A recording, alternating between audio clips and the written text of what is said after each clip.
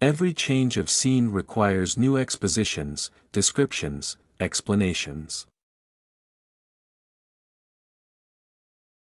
Art is the human disposition of sensible or intelligible matter for an aesthetic end.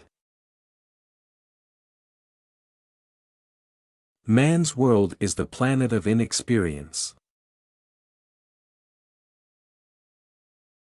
Listening to a news broadcast is like smoking a cigarette and crushing the butt in the ashtray. Hate traps us by binding us too tightly to our adversary. The light that radiates from the great novel's time can never dim, for human existence is perpetually being forgotten by man, and thus the novelist's discoveries, however old they may be, will never cease to astonish.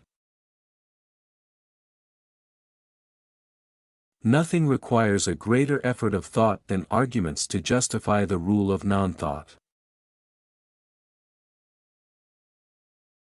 A novel that does not uncover a hitherto unknown segment of existence is immoral. Knowledge is the novel's only morality.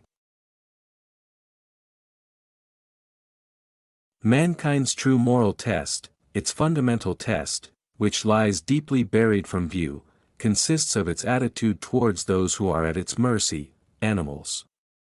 And in this respect mankind has suffered a fundamental debacle, a debacle so fundamental that all others stem from it. Let us consider the critic, therefore, as a discoverer of discoveries.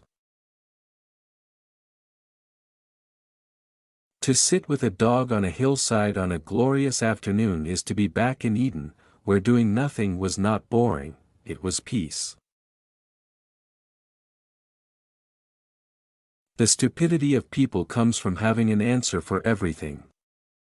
The wisdom of the novel comes from having a question for everything. Happiness is the longing for repetition. The novelist teaches the reader to comprehend the world as a question. There is wisdom and tolerance in that attitude. In a world built on sacrosanct certainties, the novel is dead. Dogs are our link to paradise. They don't know evil or jealousy or discontent. The sound of laughter is like the vaulted dome of a temple of happiness. All great novels, all true novels, are bisexual. Metaphors are dangerous. Love begins with a metaphor. Which is to say, love begins at the point when a woman enters her first word into our poetic memory. For a novelist, a given historic situation is an anthropologic laboratory in which he explores his basic question: what is human existence? I think I am a much better actor than I have allowed myself to be.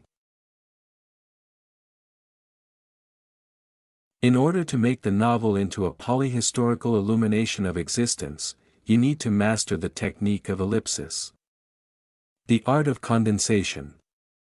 Otherwise, you fall into the trap of endless length. Without the meditative background that is criticism, works become isolated gestures, historical accidents, soon forgotten. To be a writer does not mean to preach a truth, it means to discover a truth.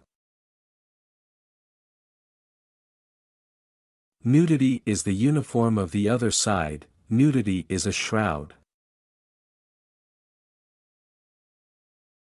Nothing is more repugnant to me than brotherly feelings grounded in a common baseness people see in one another. No act is of itself either good or bad. Only its place in the order of things makes it good or bad. The best actors do not let the wheels show.